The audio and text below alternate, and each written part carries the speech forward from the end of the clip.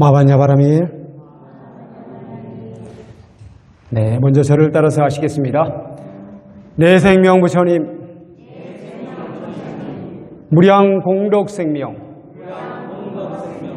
사성제를 바로 알고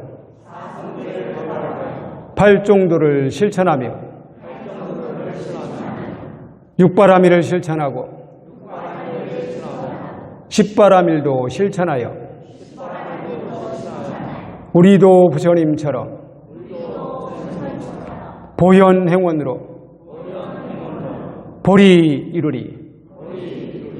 네, 감사합니다. 네, 오늘은 부처님 오신 날을 얼마 남지 않았습니다. 부처님 오신 날이 얼마 남지 않았습니다. 그래서 부처님 오신 날을 앞두고 부처님을 섬기는 것의 공덕에 대해서 한번 생각해 보도록 하겠습니다. 부처님을 섬기면 엄청난 이익이 있습니다.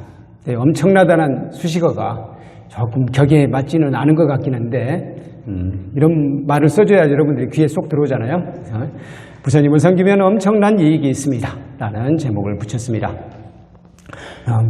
부처님은 사실은 엄청난 이익이 있어서 꼭 섬겨야 될 분은 아니에요.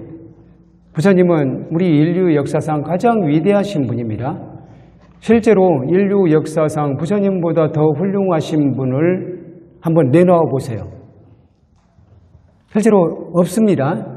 그러니까 부처님처럼 처음부터 끝까지 완벽하게 자비심을 잃지 않으셨고 항상 성실하게 생활하셨고 한치의 어긋남도 없이 사셨던 분은 없어요. 그래서 서양 사람들은 그렇게 생각했다고 합니다. 이분은 역사상 존재하지 않으신 분이다. 역사상으로 존재하셨다면 이토록 완벽할 수는 없는 것이다 라고 생각을 했다고 해요. 그 정도로 이분은 그냥 전설적인 분일 거라고 생각을 했어요. 근데 이분들이, 서양 사람들이 부처님이 전설이 아니구나 라고 확신하게 된 게 뭐 때문이었죠? 아속화 석주를 발견하면서부터예요. 아속화 석주를 발견해서 아속화 석주에 새겨진 글이 있잖아요. 그 고대 글자들을 다 해독하고 나서야 부처님께서 실존 인물이셨구나 라고 생각했습니다. 그러니까 인도 역사에서는요, 실존 인물인지 신화적인 인물인지가 헷갈리는 분들이 있어요. 그러니까 예를 들자면 비슈누의 7번째 화신이라고는 아마 이분은 인도에 가면 탄생지도 있습니다. 탄생지도 있고, 탄생지는 아요디아라는 곳이고, 또 그분이 인멸, 우리식으로 이야기한다면 인멸이라고 해도 되겠네요. 그분이 돌아가셨다는 곳, 천상으로 올라갔다는 곳, 그런 곳도 있습니다. 그래서 이분이 진짜 역사적인 인물인가 하면은 또 어느 시대에 있었다는 이야기도 없고 정확하게 연대도 모르겠고 잘 파악할 수가 없는 거예요. 그래서 이분들이 역사인지 신화인지가 애매한 거예요. 서양 사람들이 부처님도 그런 분이 아닐까라고 생각을 했다는 거예요. 그런데 아속화 석주가 발견되면서 서양 사람들이 이분은 실존 인물이구나. 이토록 위대한 인물이 이 세상에 우리 역사 속에 계셨다는 것은 참으로 경이로운 일이다 라고 생각을 한 거예요. 그래서 이분들이 열심히 지금 부처님을 연구하고 계십니다. 그래서 실질적으로 부처님 연구가 우리 동양보다도 서양에서 더 활발하게 지금 이루어지고 있어요. 그래서 우리들이 요즘에 논문을 쓰려면요, 오히려 서양 사람들의 논문을 더 많이 참고해야 됩니다. 특히 부처님의 행적과 관련해서는 오히려 서양 사람들의 논문을 참고하고 있는 형편입니다. 어쨌든 부처님은 그렇게 위대하신 분이라는 거예요. 그렇게 위대하신 분은 우리가 이익이 있든 없든 그냥 섬겨야 되지 않겠어요? 우리가 이익이 있어서 섬긴다면 그거 사실은 맞지 않죠? 부처님의 가르침에도 맞지 않죠? 이익이 있어서 섬긴다면 어디에 사로잡혀 있는 거예요? 금강경의 용어로 이야기한다면 아상, 인상, 중생상, 수자상에 착하게 되는 것이에요.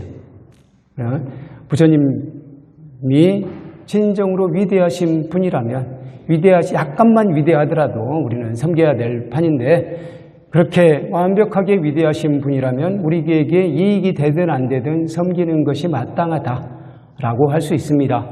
그런데 부처님을 섬기는 것에는 엄청난 이득이 있대요. 우리 경전 내용을 보면서 한번 어떤 이득이 있는지 한번 살펴보도록 하겠습니다. 우리 경전 증일암경 선해무도기품 3에 보면은 우리 부처님을 섬기는 이익에 대해서, 섬기는 공덕에 대해서 나와 있습니다. 이 부분이 약간 길긴 합니다. 같이 한번 읽으시겠습니다. 이와 같이 들었다부터 받들어 향하였다까지 찾으셨죠? 네, 우리 법회보의 왼쪽 페이지부터 중간 페이지까지입니다. 같이 읽으시겠습니다. 이와 같이 들었다. 어느 때 부처님께서는 사위국 기수급 고도원에 계시면서 여러 비구들에게 말씀하셨다. 부처님을 받들어 섬기고 예배하면 5가지 공덕이 있다. 그 5은 무엇인가? 첫째는 얼굴이 단정해지고, 둘째는 음성이 좋아지며, 셋째는 제보가 많아지고, 넷째는 장자집에 태어나며, 5째는 몸이 무너지고 목숨이 끝난 뒤에는 천상의 좋은 곳에 나느니라. 왜 그러냐 하면 열에는 짝할 리가 없고 믿음, 계율, 지식, 지혜와 좋은 몸을 성취하였기 때문이니 그러므로 5가지 공덕을 성취하느니라. 무슨 인연으로 부처님께 예배하면 얼굴이 단정하게 되는가? 부처님 모습을 배웁고는 환희하는 마음을 일으키기 때문이니 이런 인연으로 얼굴이 단정하게 되느니라. 또 무슨 인연으로 좋은 음성을 얻게 되는가? 열애의 모습을 배웁고는 열애 지진 등정각에게 귀하나이다 라고 3번 일컫기 때문이니 이런 인연으로 좋은 음성을 얻느니라. 또 무슨 인연으로 제보가 많게 되는가? 열애를 배웁고는 꽃을 뿌리고 등불을 켜며 다른 여러 가지 보시할 물건으로 크게 보시하기 때문이다. 이런 인연으로 많은 제보를 얻느니라. 또 무슨 인연으로 장자집에 태어나는가? 열애의 모습을 배우고는 믿음 가득한 마음으로 집착함이 없이 오른 무릎을 땅에 대고 꿇어앉아 합장하고 지극한 마음으로 부처님께 예배하기 때문이니 이런 인연으로 장자집에 태어나느니라. 또 무슨 인연으로 몸이 무너지고 목숨이 끝난 뒤에는 천상의 좋은 곳에 나는가? 모든 불세존에 항상하는 법에는 모든 중생이 5가지 일로 부처님께 예배하면 곧 천상의 좋은 곳에 난다라고 되어 있기 때문이니라. 비구들이여, 이것이 부처님께 예배하는 인연의 5가지 공덕이다. 그러므로 비구들이여, 어떤 착한 남자와 착한 여자가 부처님께 예배하려고 하면 마땅히 방편을 위해 이 5가지 공덕을 성취하도록 하여야 한다. 비구들이여, 이와 같이 공부하여야 하느니라. 그때 여러 비구들은 부처님 말씀을 듣고 기뻐하여 받들어 행하였다. 네, 경문 내용이 어렵지 않아서 다 이해되시겠지만 다시 한번 살펴보도록 하겠습니다. 부처님을 받들어 섬기고 예배하면 5가지 공덕이 있다고 합니다. 첫째는 얼굴이 단정해진대요. 얼굴이 단정해진대요. 이해 안 가시죠? 얼굴은 태어날 때 이미 결정된 것 아닙니까? 라고 생각하지 않으세요? 그런 면이 없잖아, 있죠. 솔직히 말하면 갑자기 얼굴이 달라지진 않잖아요.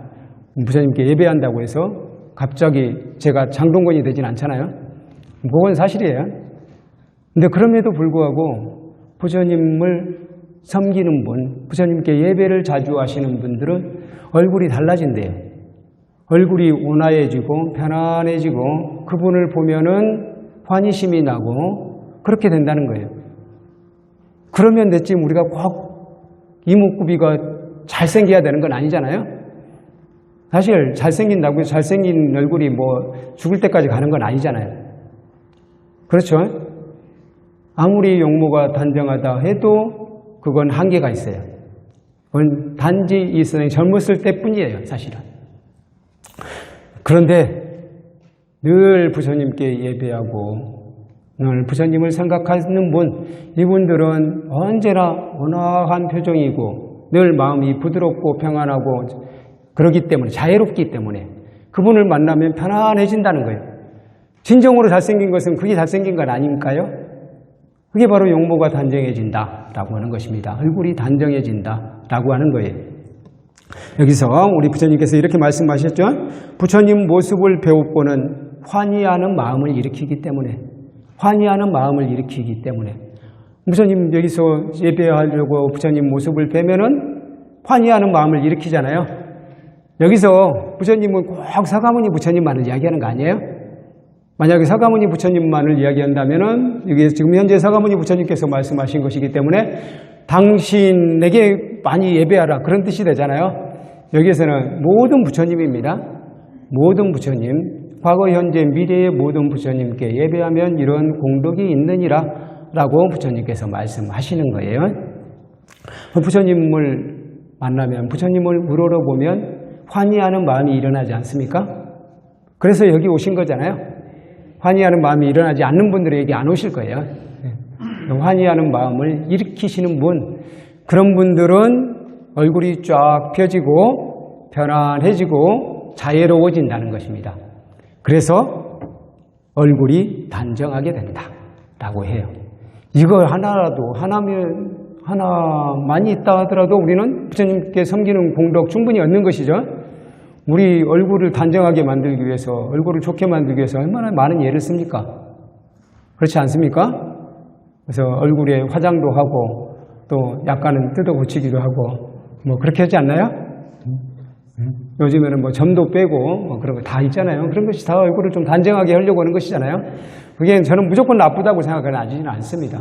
실제로 그렇게 단정하게 보이는 게 남에게 어떻게 보면 보시가 되는 것이기도 하잖아요. 그래서 나는 생긴 대로 살련다 하는 것도 뭐 나쁘진 않습니다. 우리는 신체 벌부는 수지 부모라고 했잖아요. 그런 유교 사상에 의해서 내 얼굴은, 내 몸은 절대 뜯어 고치지 않으리라 라고 하는 것도 뭐 나름 괜찮은 것 같아요. 그것도 효 사상에 입각한 것입니다. 그런데 나를 보는 사람들이 좀 편안하게 해주고 하기 위해서 약간은 뭐 마사지도 받고 아니면 제가 얼굴을 꾸미기도 하고 뭐 외모를 가꾸겠다. 저는 그 태도도 나쁘지 않다고 생각해요. 또 우리 이 유튜브 영상에 보면은, 유튜브 영상이 요즘에 보면 연세 드신 분들을 위한 영상이 은근히 많아요. 이런 말을 한다는 이야기는 제가 어느 정도 나이가 들었다는 이야기네요. 왜냐하면 제가 그런 영상을 한 번 보면 계속 나와요. 그걸 알고리즘이라고 하잖아요. 비슷한 영상들이 계속 나오는 거예요. 그러면 뭐 나이 들어서 절대 하지 말아야 될 것, 나이 들어서 우리가 꼭 염두에 둬야 될 것, 막 그런 것이 계속 나오는 거예요. 거기에 보면은 용모를 잘 가꾸어라 또 있더라고요.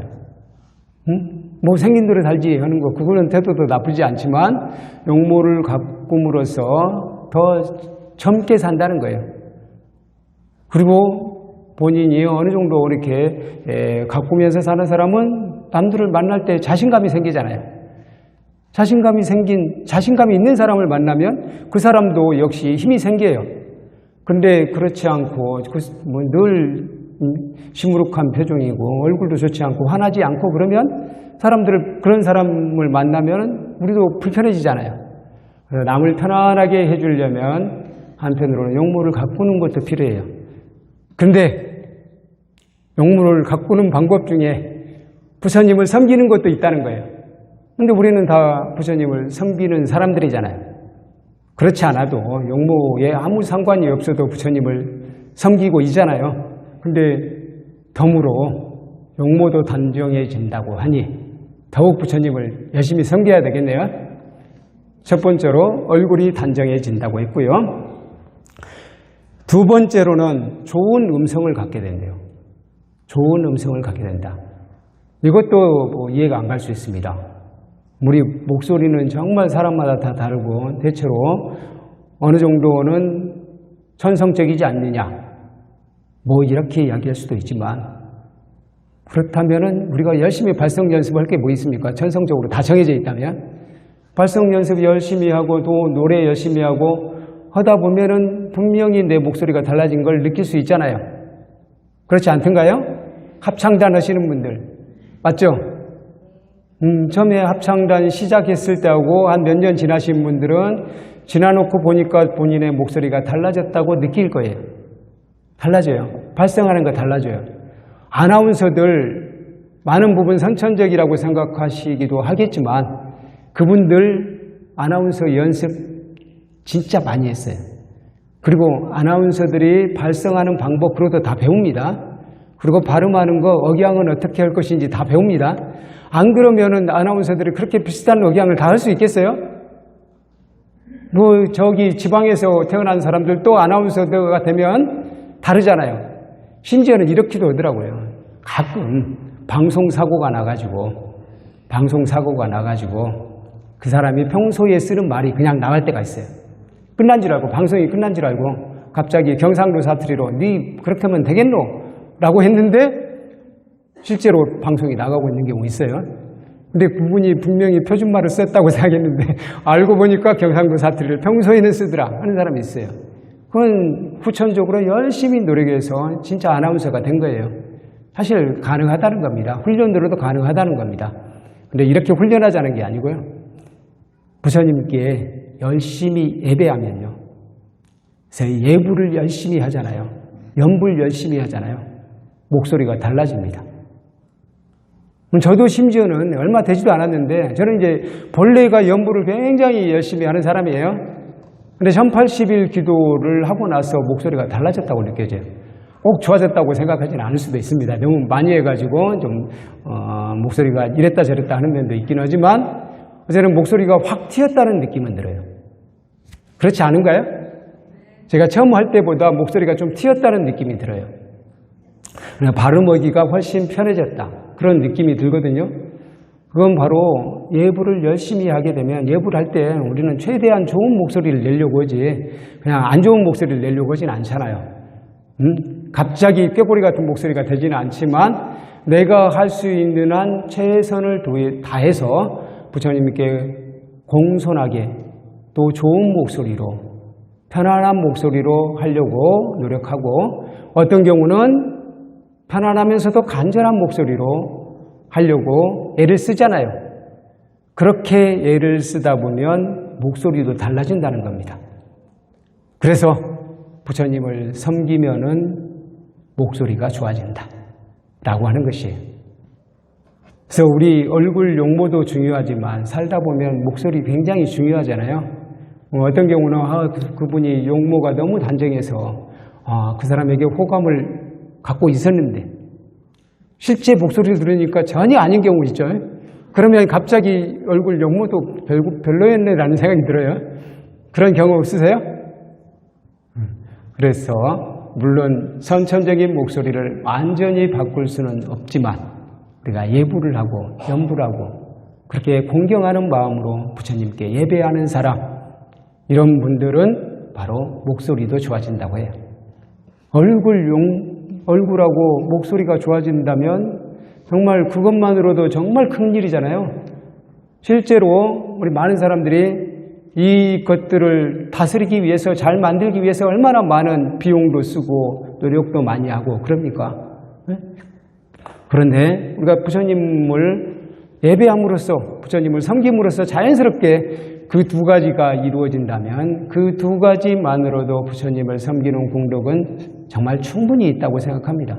그런데 거기에 더 있대요. 세 번째로는 많은 제보가 쌓인대요. 제보를 얻게 된대요. 그 이유는 꽃을 뿌리고 등불을 켜며 다른 여러 가지 보시할 물건을 보시하게 되면 그 보시의 공덕으로 재물을 얻게 된대요. 물론 당장 얻을 수는 없을 수도 있어요. 근데 부처님 시대에 그런 분이 있었잖아요. 꽃장수 수만화라고 혹시 들어보셨어요? 우리가 보시의 공덕 이야기하다 보면은 꼭 이야기하는 사람들이 있어요. 한 분은 가난한 여인 난타라고도 하고, 가난한 여인 난타 이야기 아시죠? 가난한 여인 난다가 부처님께 등불 공양을 했잖아요.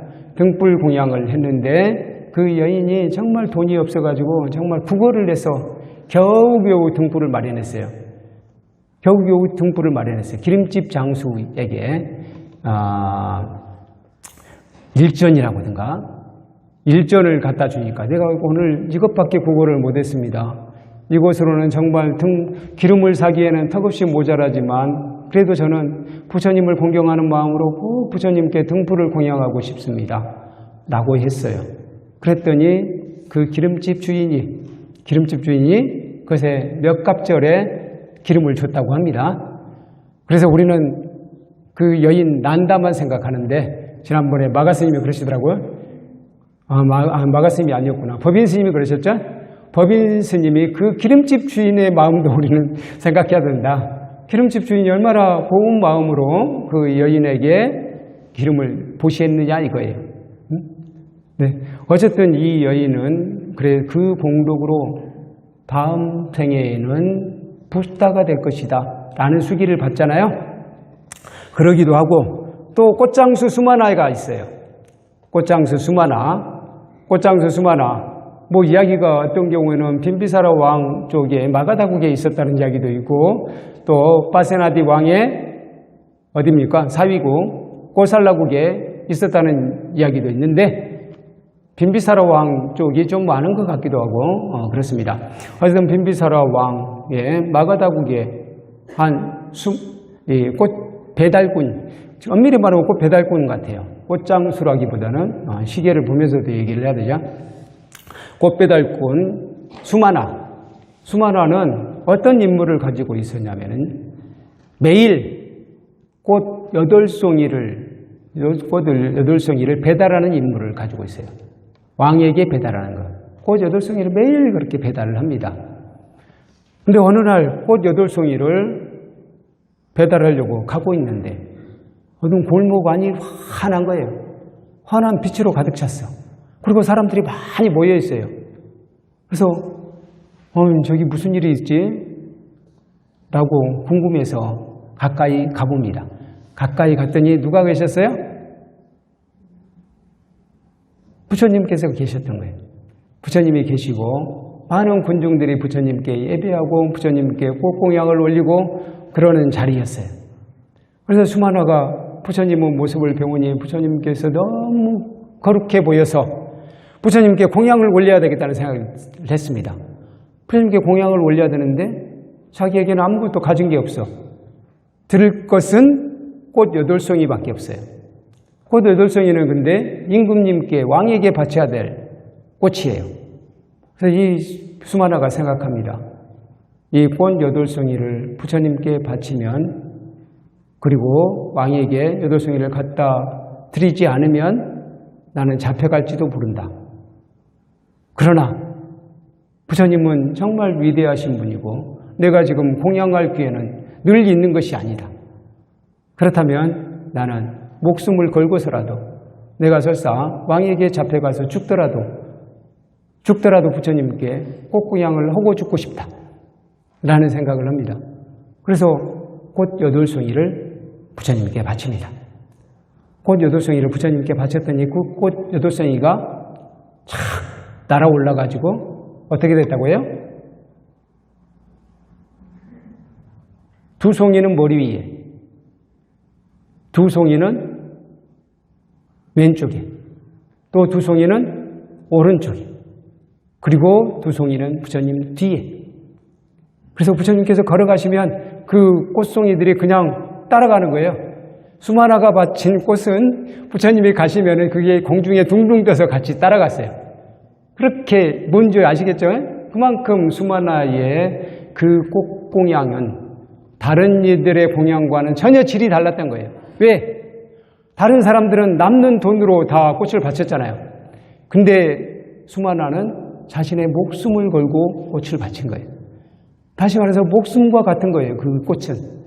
그렇기 때문에 그 꽃은 부처님께 그야말로 부처님께 공양을 오니까 그 꽃 자체가 거기서 영험이 생겨가지고 계속 부처님을 따라간 거예요. 그리고 수마나는 집으로 왔습니다. 집으로 와서 아내에게 이야기합니다. 아내에게 여보, 내가 오는 길에 부처님을 만났는데 정말 부처님은 정말 거룩하시다.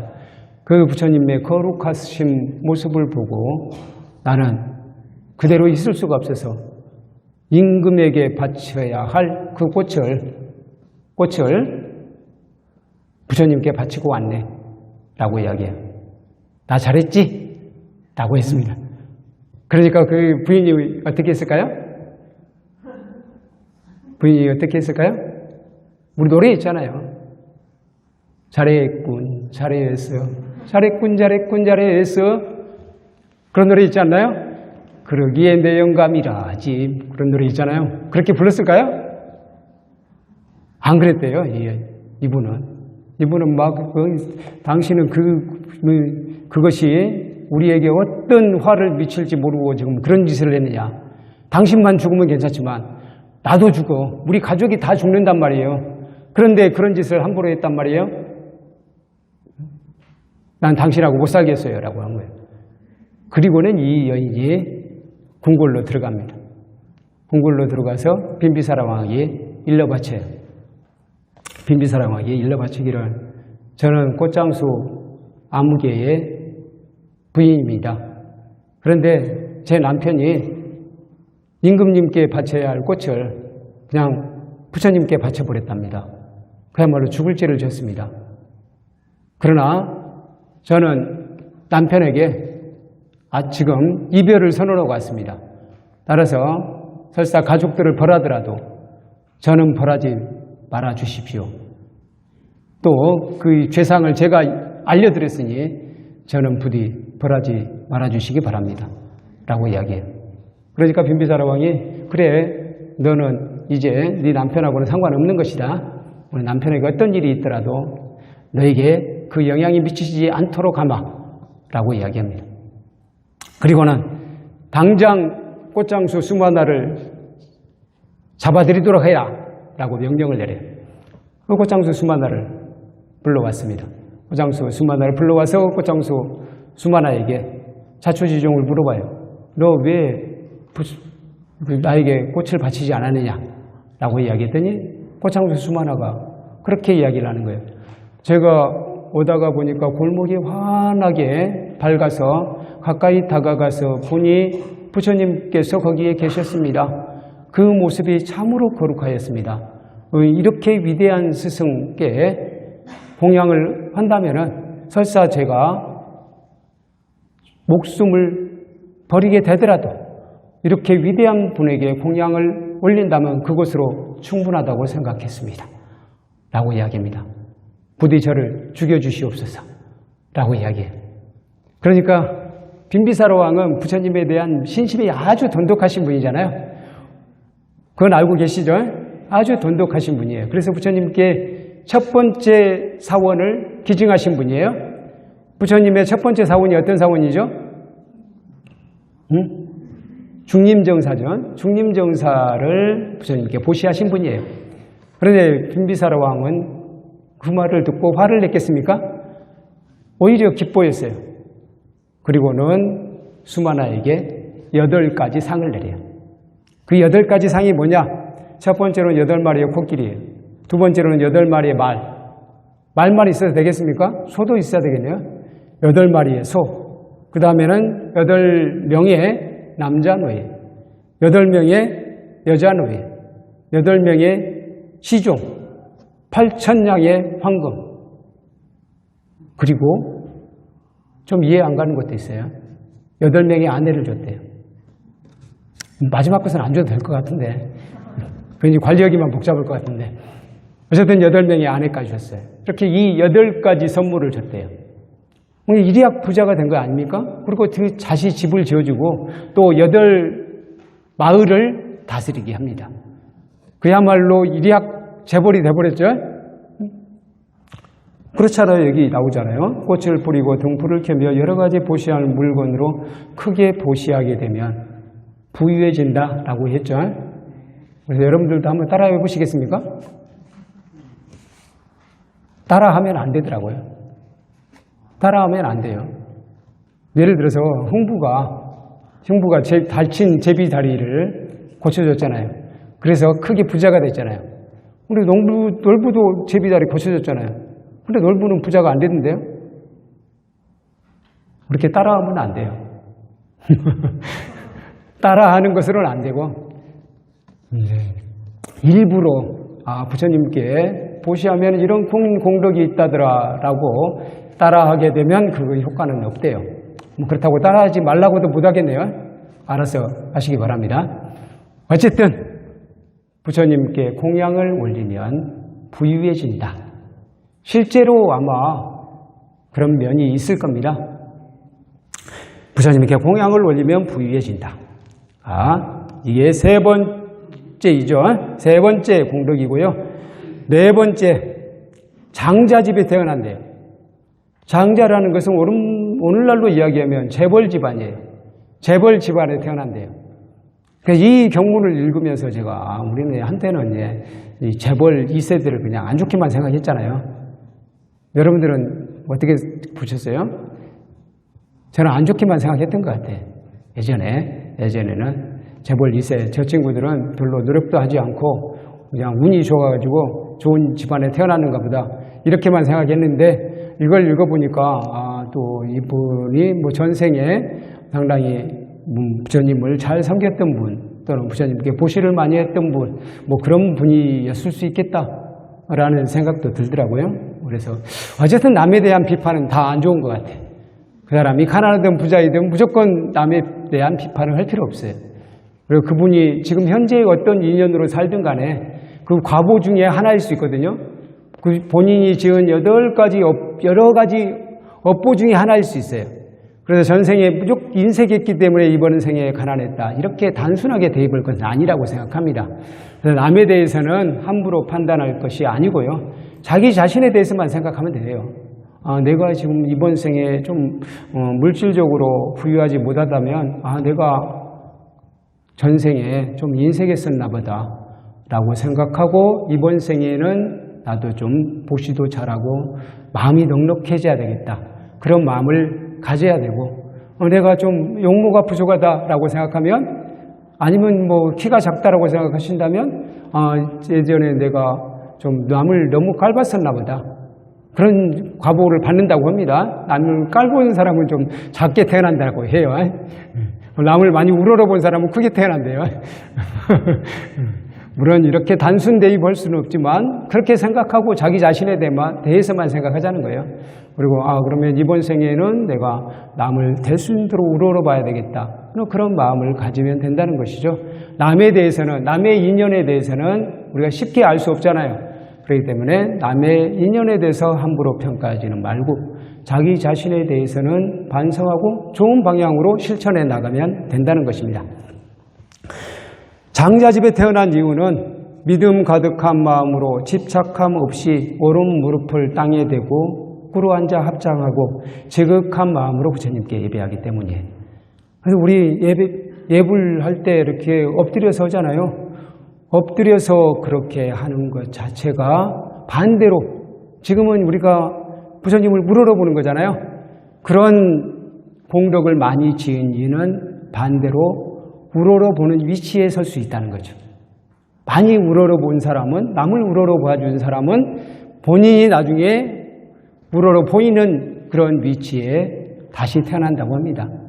그래서 재벌 집안 어떤 권세 있는 집안에 태어난다고 하는 거예요. 좀 이해가십니까? 바로 그런 집안에 태어난다고 해요. 또 무슨 인연으로 몸이 무너지고 목숨이 끝난 뒤에 죽은 뒤에 천상에 태어나느냐? 그건 이렇게 되어 있대요. 불세존에 항상 하는 법에는 모든 중생이 5가지 일로 5가지 일이라고 하는 것은 5가지 방법이라고 생각해야 돼요. 5가지 방법으로 부처님께 예배하면 곧 천상의 좋은 곳에 태어난다. 5가지 방법은 뭐가 있을까요? 예를 들어서 몸으로 부처님께 공경하는 것, 또 말로 공경하는 것, 또 마음으로 공경하는 것, 거기에 우리가 좀 재주 있는 사람은 노래로 공경할 수 있잖아요. 그래서 우리 합창단 하시는 분들은 제 생각에 다 무조건 천상에 태어나. 이건 제가 보장합니다. 천상에 이분들은 그렇게 할 수밖에 없는 이유가 계속 참불가를 불렀잖아요. 부처님을 찬양하는 노래를 불렀어요. 그래서 이분들은 당연히 천상에 태어납니다. 또 무용으로 몸 동작으로 또 우러러 부처님을 찬양했던 분들은 이런 분들은 천상에 태어난다는 거예요. 근데 우리 여기에 계신 분들 다 천상에 태어나겠네요. 다 절하면서 예불을 했고 노래도 했고 하잖아요. 다들 천상에 태어나십니다. 실제로 이렇게 5가지 정도가 아니라 단 한 가지밖에 못 했는데도 천상에 태어난 사람이 있어요. 부처님 시대에 마따꾼달리라는 사람 들어보셨어요? 마따꾼달리는 뭐 기본교육을 받으신 분은 한번 들었을지도 모르겠어요. 우리가 한번 그 사람 이야기를 한번 한 적이 있어요. 마따꾼달리는 어떤 뜻이냐면요. 이름이 마따는 조잡한이란 뜻이에요. 꾼달리는 귀걸이에요. 조잡한 귀걸이를 한 소년이란 뜻입니다. 조잡한 귀걸이를 한 소년인데 이 마따꾼달리의 아버지가 엄청나게 인색한 사람이에요. 근데 아주 부유한 장자예요. 그럼에도 불구하고 이 분은 돈을 쓸지를 몰라. 돈을 모으기만 했지 쓰지를 않아요. 절대 웬만한 일에는 쓰지는 않습니다. 근데 아들을 또 엄청 사랑하기도 해요. 그래서 어느 이 아들이 15살 먹었을 때 아들에게 귀걸이를 선물해 주고 싶었어요. 그래서 큰맘 먹고 당신이 가지고 있는 금덩이를 딱 꺼냈어요. 그리고 아들에게 줬다고 해도 그건 자기 집안에 있는 거잖아요. 그래서 이건 아깝지 않다라고 생각하고 큰 금덩이를 꺼내서 이걸로 귀걸이를 만들어줘야 되겠다라고 생각했어요. 그런데 금세공사에게 맡겨서 귀걸이를 만들자니 그게 아까운 거예요. 왜? 금은 어차피 아들에게 줘도 자기에게 있는 거나 마찬가지라고 생각을 했는데 금세공사에게 세공을 맡기게 되면 세공비를 줘야 되잖아요. 그렇죠? 세공비를 줘야 되는 거예요. 그럼 세공비를 주는 게 아까운 거예요. 그래서 이분이 스스로 배워요. 세공수를 배워. 근데 짧은 시간에 배우면 얼마나 배우겠습니까? 선생님 짧은 시간에 세공수를 열심히 배워가지고 지금 본인이 스스로 세공을 해요. 그러다 보니까 아주 조잡하게 만들어졌어요. 그래서 조잡하게 만들어진 귀걸이를 아들에게 채워줬어요. 근데 그걸 하고 다니면 사람들이 다 웃는 거예요. 그리고는 그 아이의 별명이 뭐가 됐다고요? 마따꾼달리.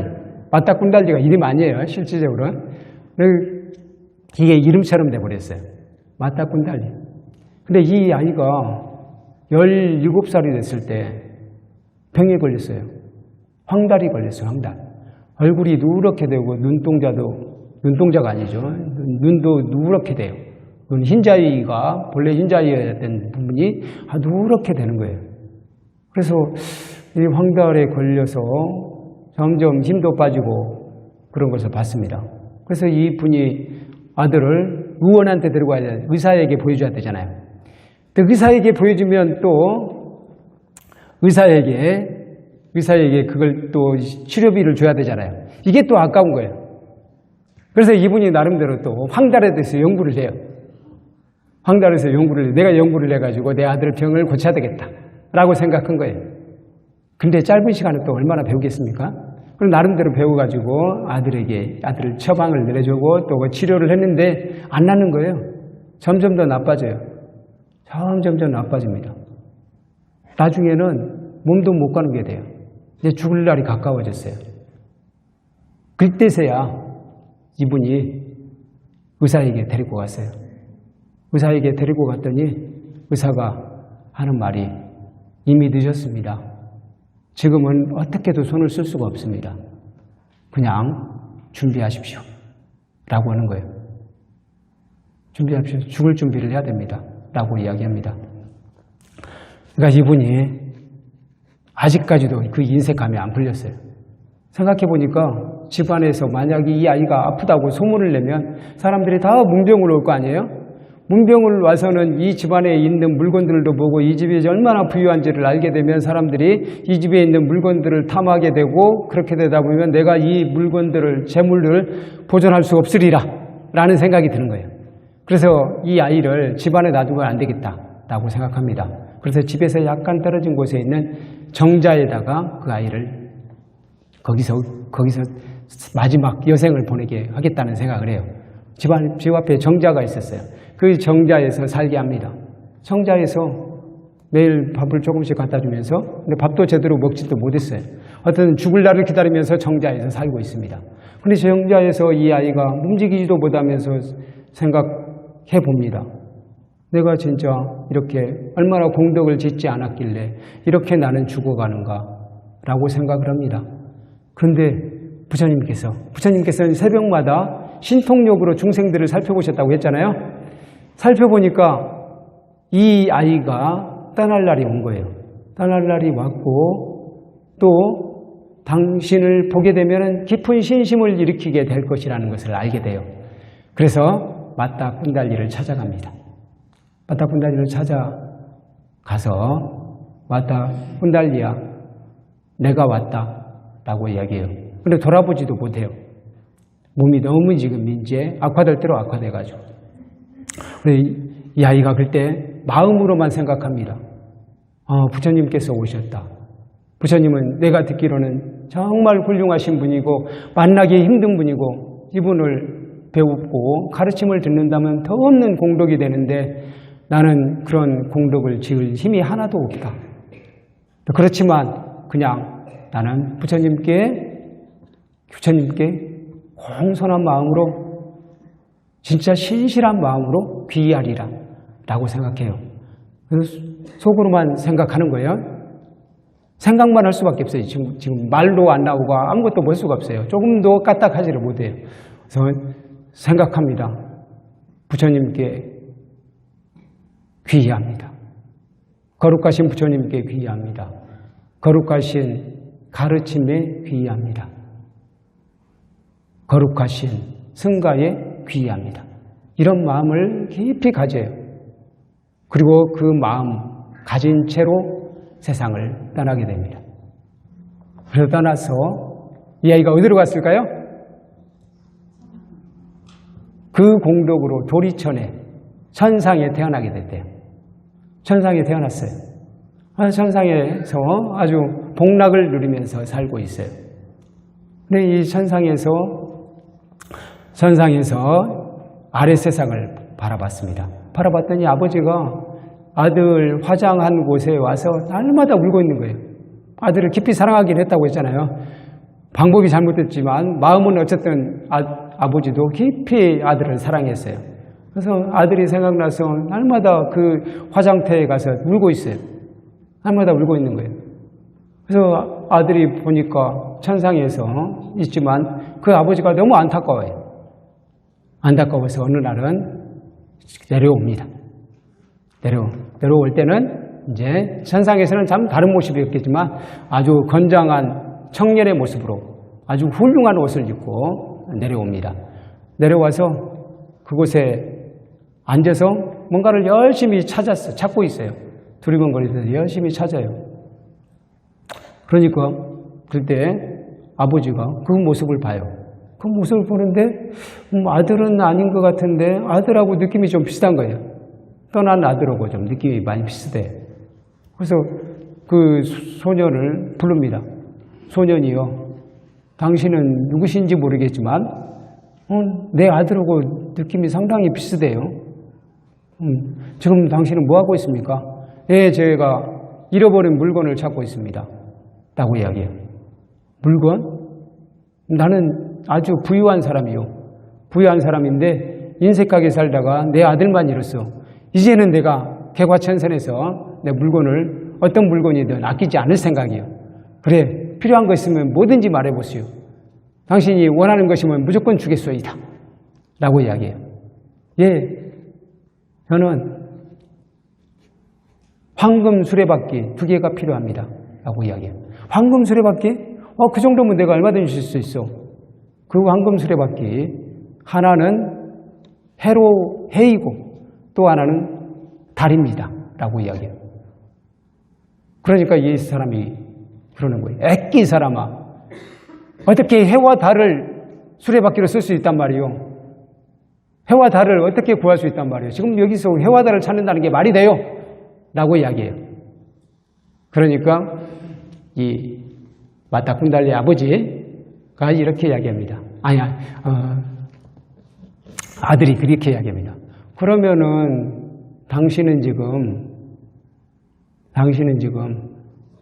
이미 죽어버린 아들을 잃은 것을 가지고 막 슬퍼서 지금 날마다 여기 와서 징징 울고 계시는데, 그렇게 울고 계시면 이미 죽은 아들이 돌아온답니까? 차라리 해와 달을 수레바퀴로 쓰려고 하는 것이 더 현명하지, 이미 죽은 아들을 찾아서 슬피 우는 것이 더 어리석소이다 라고 이야기하는 거예요. 그러니까 이 마따군달리의 아버지가 그때 탁 깨달음을 얻었습니다. 너는 누구냐라고 물어보면서 너는 누구냐라고 물어봅니다. 그러니까 내가 바로 당신의 아들이요. 당신 아들인데 내가 죽어서 천상에 태어났어. 천상에 태어나서 가만히 보니 당신이 아버지가 지금 여기에서 이렇게 서글피 울고 있는 것을 보고 내가 내려왔소이다 라고 이야기하는 거예요. 그러니까 아버지가 물어봅니다. 아니 내가 알기로는 너는 어렸을 때부터 아무 공덕도 짓지 않은 걸로 알고 있는데 무슨 공덕이 있어서 천상에 태어났느냐 라고 물어봤어요. 그랬더니 마따군달리가 그렇게 이야기하는 거예요. 내가 한 것이라고는 마지막에 죽기 전에 부처님과 부처님의 가르침과 승가에 신실한 마음으로 귀의하겠습니다. 오직 그 마음만 먹었을 뿐입니다.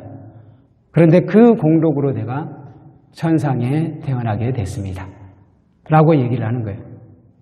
그래서 이 아버지가 그 얘기를 듣고 깊이 정말 반성하는 마음으로 이제 부처님을 초청해서 부처님께 공양을 올리고 부처님께 귀의해서 나중에 훌륭한 제가 신자가 되었다고 합니다.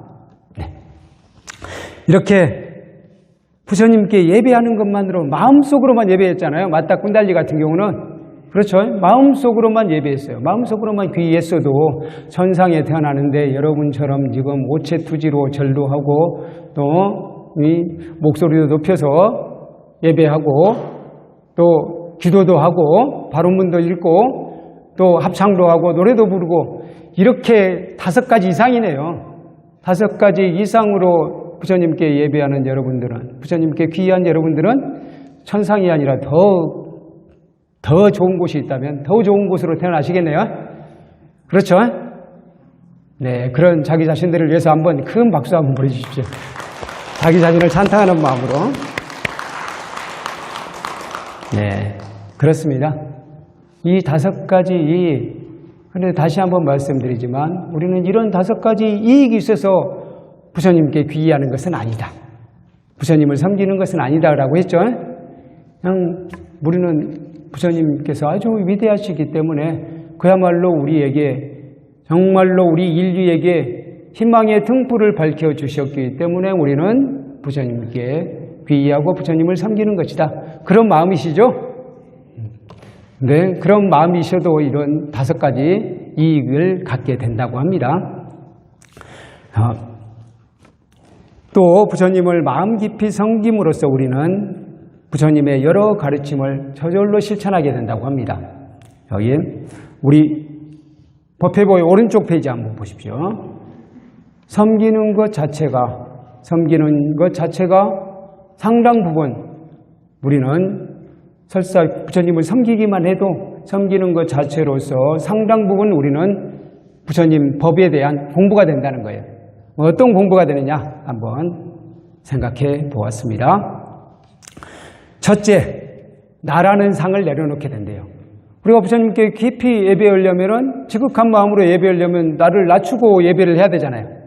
나는 이만큼 높습니다. 나는 진짜 똑똑합니다. 이런 마음으로 여러분들 예배하십니까? 그렇지 않잖아요. 우리는 부처님을 지극히 높이는 마음으로 한편으로는 자신을 내려놓는 마음으로 예배한다는 것이죠. 그런 점에서 나라는 상을 내려놓게 되고요. 둘째로 더불어 함께 사는 법을 배우게 되고요. 더불어 함께 사는 법을 자신을 낮추게 되니까 아상을 버리게 되니까 함께 사는 법을 배우게 되고요. 셋째, 중도 즉 팔정도를 실천하게 됩니다.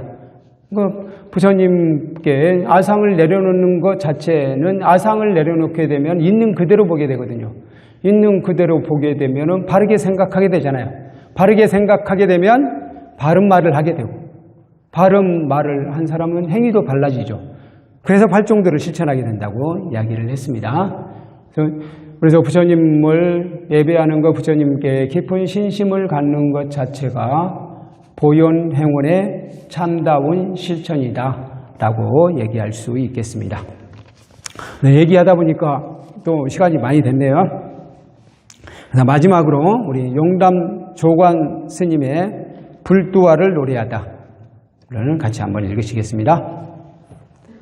뜰 앞에 한 무더기에 꽃이 피었는데 그 빛깔 선명하기가 어떤 꽃보다 낫구나.